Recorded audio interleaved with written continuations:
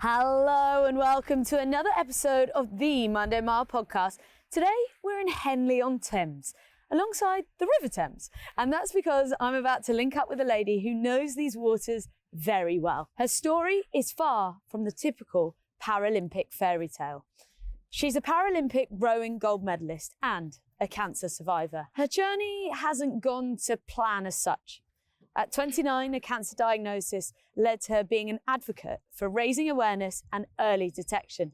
That diagnosis didn't hold her back, and in 2022, she competed in the Rowing World Cup in Belgrade, Serbia, winning gold just 4 days after her diagnosis, and then went on to win the 2022 European Championships in Munich whilst on chemo.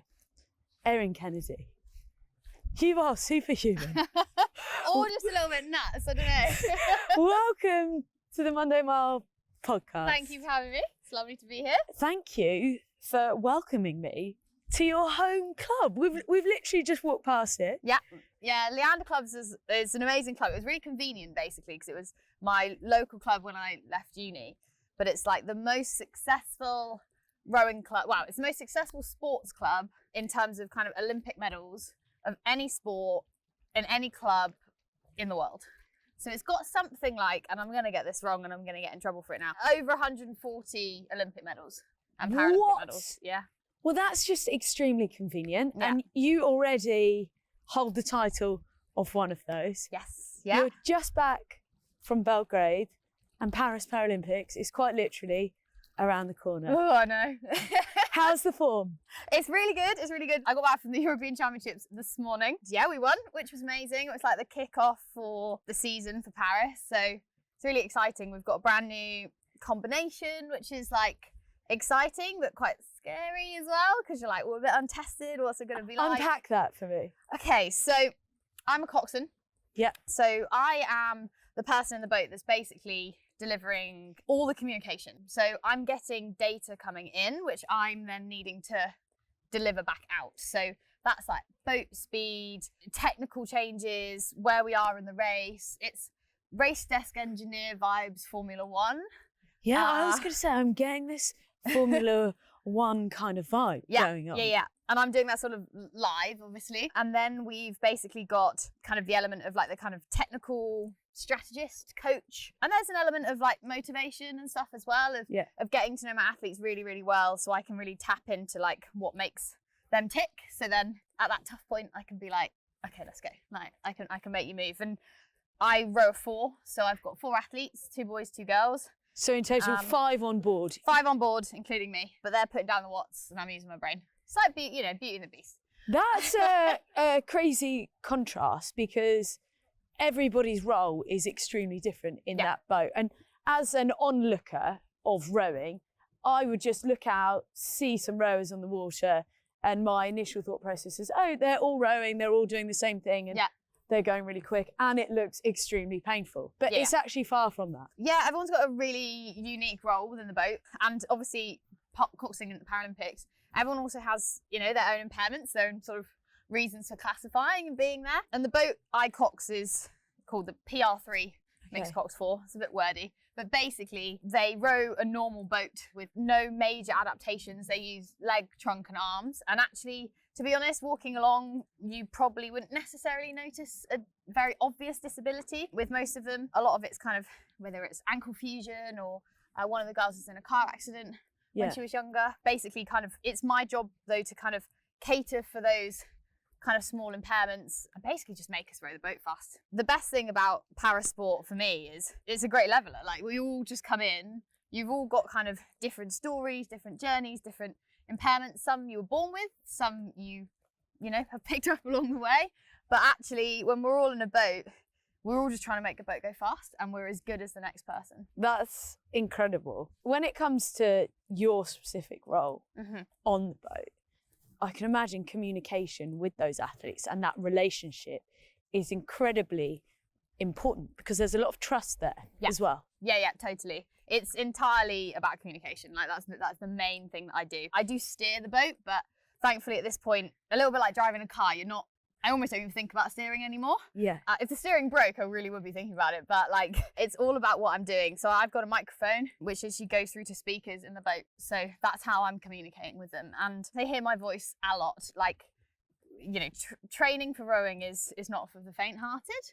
We train 6 days a week, kind of 49 weeks a year. It's silly. All weather conditions apart from lightning, because we're in a very conductive boat out on the water. But rain, wind, as we experienced at the Euros yesterday, we've basically got to battle through all the elements. And for me, being able to communicate effectively with all of them as a unit and individually on and off the water is the most important thing a cox can be. Is that something that you've learned, or would you say you've always had that skill set, that ability? Bit of both, I think. Like, I'm a big people person. It's like the ongoing bane of my husband's life that like I'm topped up by spending time with others, and he's like, please let us just sit down, just us two. And I'm like, okay. But anyway, tomorrow we've got this, and today we've got this. And like, literally, got back from the Euros. We left the equivalent time of like 5 a.m. UK time. I'm here doing this with you. I'm going to see some friends for dinner. Like, I just... Bam, bam, bam. Yeah, I love it. Erin's ramming the schedule. Yeah, I love it. And I think like the challenge that a cox has is you are sort of taking on different roles. So, you know what it's like when you're away and you're competing. Your teammates are your family. You know, there are times when I see my teammates in a month far more than I see my family and my husband. But you're also in this leadership position. Yeah. So how do you switch from friend to cox? Especially when you're in training camp, we're away for 2-3 weeks at a time. How do you kind of make that jump? If they've had a training session which wasn't great and I'm like needing to pick them up or hold people accountable, how do you switch that off when you go into breakfast? How do you be the confident? How do you do that? What is the secret to managing that different energy that you're sharing with those people? I would say almost like taking on sort of two personas. You've got kind of the way I would talk to them around the boats and the boat bay or in the boat is in a way that I would never talk to them, you know, sat around a table. Like, in a way, I'd be like, right, get the blades out, let's go. You know, if they're chatting. I'm not like, you know, pass me the salt. Like, so there's a very different switch in your communication and you're aware of it. Oh yeah, totally. And it's also like, you can't hold a grudge. Like, you really can't take anything with you. So if you've had a bad session or a good session or whatever it is, like, it's leaving rowing at the door. And then when you go into the changing rooms, like switching it up and being their friend again and being a different person. Has there ever been a moment where you've caught yourself out and you have overstepped the line and you've taken it to the salt and pepper shaker? When you're all sat around at a team dinner and the vibe's meant to be good? Because it's quite hard to distinguish the two. Yeah, it's normally, so we've got a real thing rowing, like when our squad, we call like day 9 of camp. When everyone's, my coaches would gently say overextended, but everyone's just bloody knackered. You've been living with these people and someone does something and it's really grinding your gears, and it's probably just like the way that they cut up something in the morning on their plate and you're like, oh, I hate it when you do that. And like, and it's at those points when you're really extended. And I think like I've definitely kind of got it wrong at times when I've been too demanding of someone or tried to kind of carry the session and continue a debrief in a time which is like someone's downtime. And it's just learning those boundaries, to be honest. And actually sometimes it's enforcing those boundaries on other people and being like, look, I'm here as your mate, I'm not here as your cox. Like, we need to separate this out because I need the space as well. And it's about learning those things. And I think would you quite literally explain that? Because let's put it into day-to-day situation. Having a business, whether it be with friends or with family, I have a situation where I'm like, okay, right, we've got a work chat, even on WhatsApp, and anything else, you just don't want it to affect your day-to-day life, because otherwise you can be consumed totally and wholly by that way of speaking to each other. And I think it is different and it does need to be separated. So would you formally vocalise, this is work chat, and then now, you know what, guys, we're going to switch off and we're going to be us. Yeah, totally. And I think, I don't know, like, I think definitely when it comes to high performance sport, one of the reasons I love high performance is you can just be straight. Like, there's no corporate chat in high performance sport. You don't have time. People don't like beating around the bush, like, and they'll accept, you know, criticism, feedback in a way that's so much more open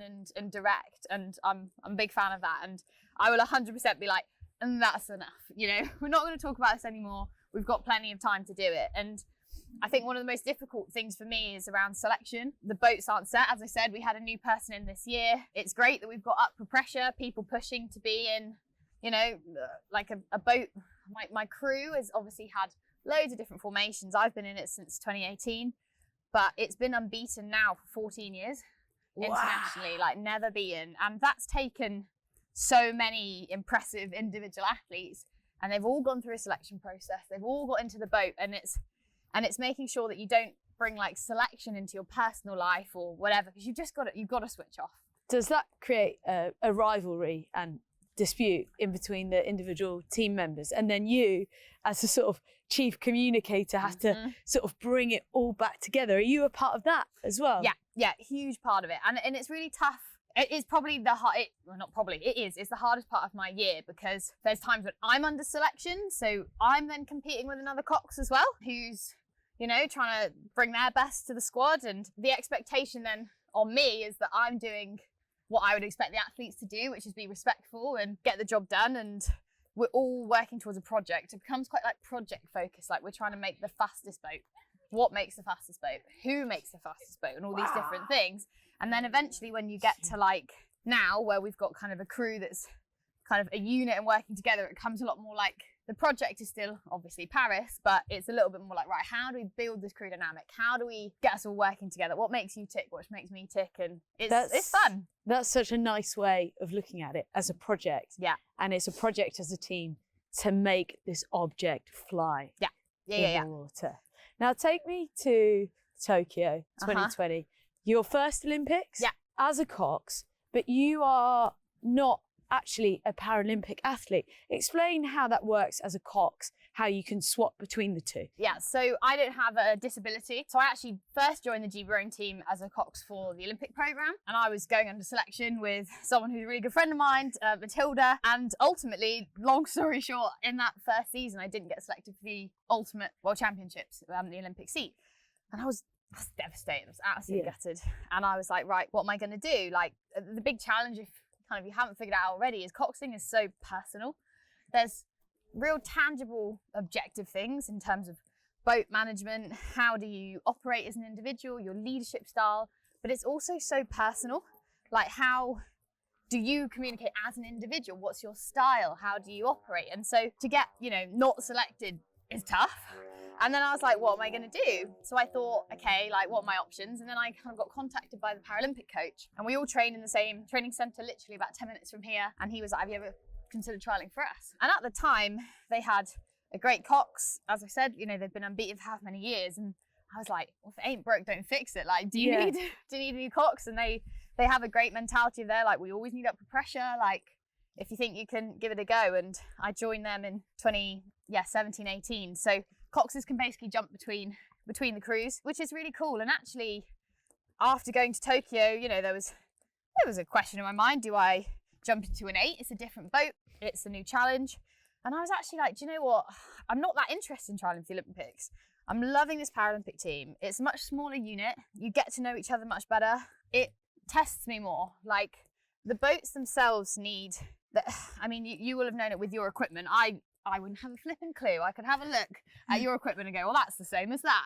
And you'd be like, oh, no, actually, this is really good for this, and this is really good for this, and I can tweak this because the conditions look like this and all that. You can do exactly the same in rowing. Every boat, oh man, I don't even know what the facts are. There's 10s and 20, you know, different per seat, different ways of setting up a boat in terms of loading, gearing, height, angles, everything. It's very technical, and I do loads of that. So it sounds very specific. Super specific. And then because we've got these impairments to work around, and we've got 2 boys and 2 girls, it's, I'm a lot more of an engineer than I ever thought I would be, but it's a great skill to have, and actually being part of the Paralympics sort of really tests me in that way, and I really love it. And to be honest, I'm just surrounded by people that, I hate that, like, you know, inspiration, but like, I am inspired by them. They're amazing individuals who just have made something that's happened to them into something amazing, and you just think, fair play.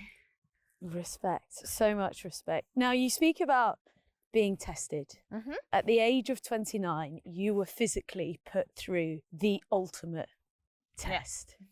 And you are here today, walking proud Oh, sorry. And you're here today walking proudly as a breast cancer survivor. Take me back to 2022 and unpack that story. Yeah, we were talking about Tokyo. We had a great time. We won So gold. we've got the highest of highs that any athlete can go through. Yeah. At your first Paralympic outing, you come back with the gold. Yeah, it was amazing. Like, and even with COVID and post-COVID, we still got to do all these incredible things. Like, went to the palace and I got an MBE and it was amazing. And then, I basically got back and I was like, yeah, definitely going for Paris. Super excited for it. I was on training camp in May 22 and I was just in the shower and I found a lump that was kind of not normal. So it's just sort of like here, it was relatively obvious because it was sort of just like on my rib cage. But it was one of those things like if anyone's had anything medical happen to them, when you notice it, it feels like the most obvious thing in the world. Like, how haven't I seen this before? I was pretty regular at checking myself and I knew this sort of wasn't normal. So I arranged to get it checked when I got back and I had 10 days between this training camp and the first World Cup of the season and I basically, got diagnosed.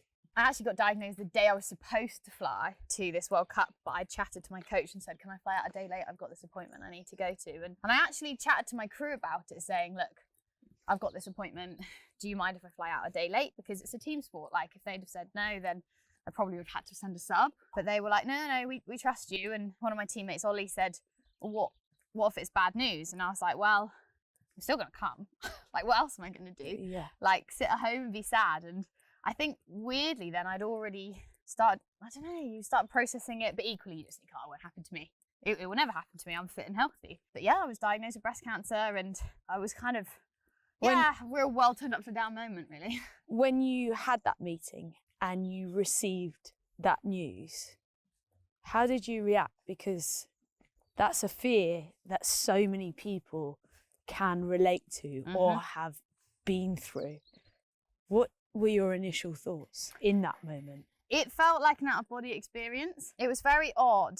I almost didn't have the "you've got cancer" bombshell because when I walked into the room, my husband was with me and he didn't notice. There was a nurse sat with the doctor and I just went, oh no, you're here for like my mental health. Like you're here to help me. And I was like, why are you here? I've had an appointment like this before when it was absolutely fine. And now you're here. And so almost, it was a good thing. It sort of softened the blow. My husband, bless him, had not clocked the nurse. And then he had that, Erin's got cancer moment. I genuinely, one of my first thoughts were, well, what about rowing? Like, what about my career? Which is a funny one, really, because obviously you'd expect to be thinking about, oh, am I going to die? Like, what does this mean? But it doesn't feel real at that point. So you're just thinking about like the immediate. Was that a positive distraction? Yeah. Would you say? Yeah, totally. Like I am a inherently very positive person. Very quickly I was like, do you know what? This isn't going to define me. I'm not going to let this define me. That is so strong in that instantaneous moment to have those thoughts. So did you go out I did. to the competition? Yeah. I had this appointment and, your initial thing is, okay, well, maybe I won't have to have chemo because, some people don't. And then literally his next words were, and you'll be having chemo. I was like, okay, right, okay, I need to deal with this. And I left and I called my mum and dad. My husband Sam called his mum and dad. I called my team doctor. I called my chief coach. And they were like, you sure you're still okay to come out? Is this the right thing? And I was like, yeah, 100%. And then I went home. My parents and Sam's parents came over for a Chinese. not my normal pre-race meal. Needs must. And I basically was like, right, let's go. It was exactly what I needed to do. I think when these things happen, you can think how you might respond to things. And also you can maybe tell people what you might want once you've made your mind up. But actually, I just did it.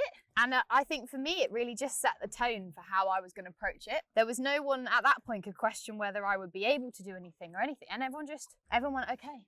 And if I'm honest, I think it's a huge lesson in life. What you do holds a mirror up to other people and they reflect it back at you. Like if you are, this is what I'm going to do, this is how I'm going to approach this, this is the positivity and the way that I'm going to, get out there, people will reflect that back at you and they'll support you in it. If I'd have just gone, that's it, that's the end of my life as I know it, I'm just going to stop all my things, I'm going to stay in, I'm not going to see people, people would wrap me in cotton wool and they would treat me like a patient before I'd even started treatment. So I was just like, no, see you later. Wow, Erin, that is so bold and so strong and so inspirational.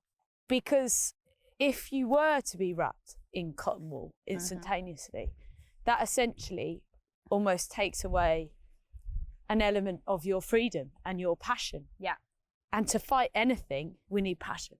Oh, totally. And I just think the biggest thing that you can kind of do wrong for someone who's going through a diagnosis, to be honest, it doesn't need to be cancer. It's turning them into something else and changing like their identity.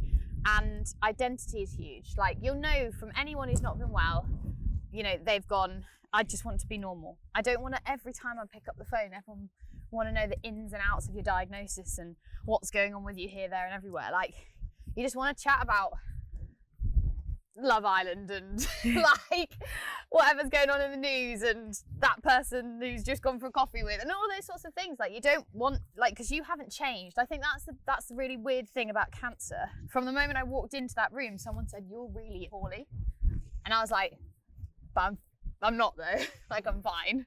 Like, I am fit and healthy, really strong, but fundamentally I wasn't well, and that's what's kind of really disconcerting. And then cancer's weird because in an ideal world, the cancer never makes you ill.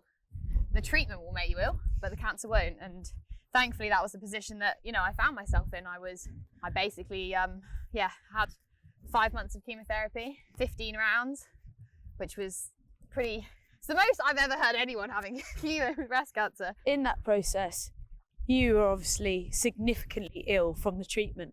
You did manage to train through a huge part of it. Yeah. But you also lost your hair. Yes. In that process. Now, a lot of people would see that change. And that can make people react differently. Yeah. How did you deal with other people's reactions when they saw you with no hair? They saw Erin as someone who was sick. Yeah, I think you're bang on. Like, everyone thinks about the hair because if you see someone who is kind of bold, especially a woman, especially if they're young, you know, either they're unfortunately they're going through chemotherapy or, you know, they're suffering from alopecia, but like statistically is they're probably having chemo and they're probably not very well, and people treat you differently, and it used to wind me up so much because it was like, for me, I tried to look at it as, well, this shows the cancer that the chemo's working. Because essentially the way chemotherapy works is it attacks cells that duplicate quickly, which is your hair, your nails, your skin. If my hair was falling out, it meant that the chemo was working. And so I was just like, right, this is what it is. Like, I used to have hair very similar to yours actually, long blonde hair, and I cut it all off into a bob, and then eventually just started falling out. In that moment of losing your hair and people looking at you maybe differently, did you utilise it as an inner strength, knowing that the chemotherapy was working? Yeah. And I talked about it, to be honest. Like, a lot of it I talked about. So when I initially got diagnosed, I went out to this World Cup and not many people knew. My immediate team knew, obviously, the para athletes, but we all compete as para and Olympic all in the same events. None of the Olympic squad knew. I kept it quite tight initially, partly because I just didn't know anything. And I think when you're waiting on medical results or anything, when you don't know, then people ask you questions, it can kind of cause concern because you're like, I don't know, should I know this? Or like, I was like, I just need to wait until I know stuff before I talk about it. And as I, you know, started to get a handle on, okay, what was going to happen, what happened to me and what my timelines might look like, I kind of thought, okay, I'm sort of ready to talk about this now. And it was kind of odd because it almost felt like I was being like secretive, and it was something to be like ashamed of by not sharing it. Like, it's hard to explain, but the other side of it was also like, I wanted to talk about it because I knew at some point I'd have to take a step back from the sport, and I didn't want anyone thinking I was retiring. I didn't want anyone thinking they could come in and get my seat. So I was like, it's a hiatus. It's not a departure. And so I decided to. It was around a month after I won the World Cup, 4 days after chemo, I was like, okay, won that World Cup, and I thought, okay, when I go public, I'm going to tell them about it. I'm going to tell them that you can still You can still do amazing things while you're ill. And if you think, oh yeah, she might not be back, I'll be like, wait till you hear this. Wait till you watch me. Would you say it's given you a different level of resilience? Oh yeah. When I went out to that World Cup, I was 99% sure I could do my job and do it well. Because ultimately, like I said, it's a team sport. And it's selfish of me to put myself in a position if I'm not going to do the job well. That's not okay. Like, I can't compromise my team for me wanting to do it. And so I was like, I need to be as good as I ever was, even with all of this going on in my head, in order to do my team justice. But there was 1% of me where I was like, what if I can't do it though? What if I cry, like, in the boat or whatever? And, you know, and I could do it. And then I was like, what if I could do this? I could do anything. Where did that doubt come from in that moment? Was it the pressure of turning up for everyone else? Yeah, it was definitely around doing it for other people, because ultimately the weird thing about cancer is when you get a diagnosis, all of a sudden things are happening to you. You get put on this train and the train is moving, whether you like it or not, towards chemotherapy. I had to have fertility preservation. I had a double mastectomy. Like, all these things are going to happen. I think, you know, you can't control what's happening to you, you control how you respond to it. And so I was like, right, let's go. And I think that doubt was sort of like, what if it makes me so ill that I don't feel like myself anymore? What if I can't do the things I love? And then almost going out and racing that weekend was like, oh, no, okay, I can still do this, and I am still me. I haven't sort of changed. And so it was the only thing you could control in that situation. Was how I responded to it. Can't control your body, you can control your mind. Totally. You literally just hit me with the bomb of 3 things: chemotherapy, double mastectomy, fertility preservation. Now, all of those aren't normal things, and you sort of just brushed it under the carpet very casually in our chat, because you are strong, you are confident, and you are bold.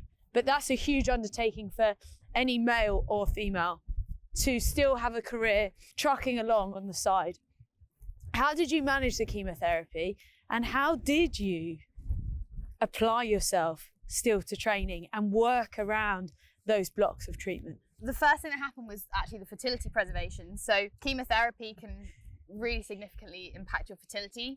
Really varies on the type of chemotherapy you're having, how long you're having it for, all those sorts of things. But I was basically having some big old chemo for a really long time. So the chances of it impacting my fertility was really high. So we had a really, really tight window of time to basically kind of have egg collections. And thankfully, you know, my husband and I have been together now like 14 and a half years, but it was, you know, a couple of years fewer when I was diagnosed, but we were in a position to have embryos kind of created and frozen. And literally I was diagnosed, basically got into the fertility preservation. I did that for 13 days, like straight. And then the day after my egg collection, I started chemo. So there was no time to even process, to be honest. You just had to get on with it. And then the chemotherapy was probably, the beginning is the hardest, not physically on your body, but just not knowing how it's going to hit you. You hear all these horror stories, and I hate watching TV dramas when someone's got cancer and you're just like, because it's always the worst, obviously, and it's always a narrative, and it looks a certain way. And the reality is it hits people so differently in so many different ways. And I just thought, well, I'm just going to keep doing what I'm doing while I can, prioritize the things that bring me joy, cut down on the things I don't, like I got a cleaner. I was like, I'm not wasting any precious energy on cleaning my house. And I really, really relied on a support network as well. I go to church in Henley, and for every single chemo, they provided me a meal. Well, me and Sam, I wasn't eating a lot, to be fair, but they provided me a meal the day I had chemo and the 2 days after. And bear in mind, I got to a point where I was having chemo every week. So almost half of the week, my dinner was cooked for me by someone else. So it's all the little small things that contribute, that can make such a difference. Huge. And I genuinely just credit being able to keep going into the training centre. Obviously, as you can imagine, my training dropped quite significantly as I got deeper into chemotherapy, but I was able to compete at the European Championships whilst on chemo. The blessing of the Cox is I'm not pulling big ergos. My physical presence in the boat is more about my brain and my head and how I'm processing and managing it. And so, yeah, I competed at the European Champs on chemo. And I think that I mean, I can't ever, I mean, I'm building up to Paris, but I can't see it being better than Euros right now, because that European Championships was the most amazing experience I've ever had. Like, I was on chemo. I just shouldn't have been there, you know, like I shouldn't have been able to do it, but with all the factors, so many things against me, like you just wouldn't believe it. And to have my team back me and go, yeah, do you know what? She can do this while she's on chemo. She'll be all right and we trust her. what would you say to someone right now that may have just received the most horrendous news and they're about to go through the treatment cycle of chemotherapy? What would be your one bit of advice? I would say, don't lose your identity. Like, you are still you. Whatever they're putting in your body, whatever, you know, you're kind of gonna experience in terms of side effects and all those sorts of things, you are still what makes you you. Just have faith that it's a blip. I kind of took this from my mother-in-law, actually, and she's had breast cancer twice since I've been with Sam. And someone said it to her before she started chemotherapy, and they were like, it's just a blip. I think perspective is huge. I was saying, you know, I didn't get that Olympic seat, 2016, 17. Look where I am now, like with the Paralympic squad, having the most amazing time. When I had that diagnosis, you just can't see the wood through the trees. And then here we are now, you know, 2 years later, I've just won the European champs. I'm looking forward to Paris in a 3-year cycle as well, where I'm like, for goodness sake, of course I get cancer in a 3-year cycle when I've just got so little time to actually get it right. I just think for anyone who's going to go through it, that mirror thing is huge. Dictate to others how you want to be treated, because things will happen to you, but you can choose how you respond to it. And I think your mindset is the most important thing. And I think that's what sport taught me. And I really took it into kind of that cancer experience. Erin, that is so, so strong.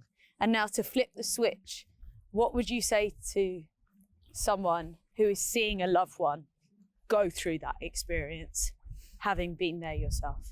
Yeah, I mean, my husband Sam literally is the kind of unsung hero in all of this, because he did it all. He used every sort of role. He was like the gatekeeper, you know, if he thought I was getting too overwhelmed and just being like, just give her a bit of space. He was cleaner, chef, driver, like he came to every appointment and he was amazing. And I think it's important to make sure that the partner is considered in it. And it's actually more, if you've got that diagnosis and you're looking at your partner thinking, what can I do, is where can you give them some time back? And it's not necessarily from you, because sometimes you don't have the energy for it. So I set up like a curry group. I basically hijacked his phone and got all his mates' numbers, created a massive WhatsApp group. And I was like, on the first Thursday of every month, you guys are going to go for a curry, because you need to take my husband out and give him a nice time. Ah, and I that's left so the group lovely. because I was like, I don't want to see the gifts that are going on in this group now. Like, don't want those notifications. And it's that sort of thing. And like, I pushed him to go skiing with his brother, which, you know, normally you don't have to push anyone to go on a skiing holiday, but it was right towards the end of my treatment. And I was like, you need a break. Like, you need your time. That's beautiful. Yeah. So I guess a lesson in that is recognizing the importance of your partner having their own space. Totally. To go and be them, so they can come back and give you the energy that you need. Yeah, and I just think it's a little bit like, I've got a lot of friends who've had babies recently, and it's remembering the mother and not just looking at the baby. It's a little bit like that. And so if you've got friends who, there's a couple, they're going through it, make sure you check in with the partner as well as the person who's going through something, because, you know, they're all going through it together. Erin, you've without a doubt won that fight. Paris is ahead. Has it given you a newfound perspective of what life on the water now looks like? It's just such a joy, to be honest. Like, I've always loved my sport. It's a nice sunny day. It's a little bit windy, but, you know, we're down here, the sun's out. And the best thing about rowing for me is, one, it's the ultimate team sport. Everyone is just working for each other. People are literally ripping this handle through for that person in front, that person behind. It's really honest sport, I think. But also, you can't think about anything else while you're on the water.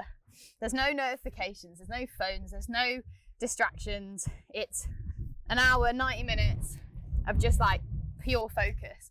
And that's just what's such a joy. And yeah, I'm so excited for Paris. It's going to mean so much more than anything I've ever done before, because it's sort of yeah, it's not the cycle I planned, but it could be pretty amazing. I've got all my oncology team are coming out to the games as a little thank you, and I think they're kind of the unsung heroes in a lot of these stories. Yeah, I'm a bit obsessed with my oncologist. She's pretty amazing. And I was like, please come to Paris. What's her name? Let's give her a shout out. So I've got two, Dr. Patterson, Felicity Patterson at the Royal Surrey, and then Tracy Irvine, who was my surgeon at the Royal Surrey as well. I was treated at this young adults unit as well, which was just full of amazing people. The nurses were just incredible, and it's one of the only young adult centres in the whole of the country that goes up to the age of 30. And it's something I feel really passionate about, because I just think the way that we're living our lives as young people has changed fundamentally in the last 20 years.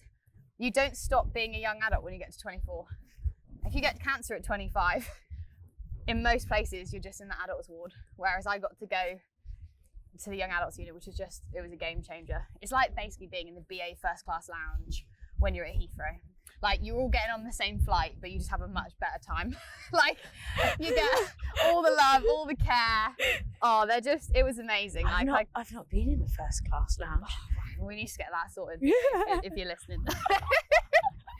Oh, Erin, you just have the most beautifully positive and uplifting soul. For anyone listening to this that's having a tough time, is there one life motto that you live by now that you can share with our listeners? Yeah, I would say choose your mood. It's something I practice every day. You can choose how you feel. The mind is the most amazing thing. And that doesn't mean you can't choose madness or grief or sadness or frustration, but you can all then, try and choose to find the positives and find the beautiful things in it. We were laughing, before, like, I never used to run, but then I had my double mastectomy, and all of a sudden I'm like, oh, my boobs aren't going to get in the way of me running anymore. So why don't I start doing the Couch to 5K? And hey, that's not the positive I expected to take out of this experience, but there's one positive there. Yeah, like I just think choosing your mood is huge, because I just think the way that you see the world dictates how it kind of you receive it. And lastly, Erin, we like to ask all our guests on the Monday Mile podcast what their relationship is like with Monday, the start of the week. I love Mondays. I'm a get up and go sort of gal. I'm proper positive about Mondays. I think it's partly my husband, Sam. He's in the army, went to Sandhurst, and he always used to get the Sunday scaries before going back to Sandhurst on the Monday. So I think almost reactionary, I've become uber positive about Mondays. And now he really likes going to work. He's still in the army. But I think the positivity about Monday stayed. Strong. I like it. Erin Kennedy, thank you so much for joining us here on the Monday Mile Walk and Talk podcast. If you are new to the podcast, the audio drops every single Monday morning at 12 a.m. for the early risers. We are also now on YouTube. So if you are watching us on YouTube, make sure you give us a like and a subscribe. And Erin, we are wishing you so much luck on your journey to Paris. It's quite literally just around the corner, and regardless, what a celebration to have after the most turbulent 3 years of your life. Put it up, you rock. What an inspiration. Thank you. It's a wrap.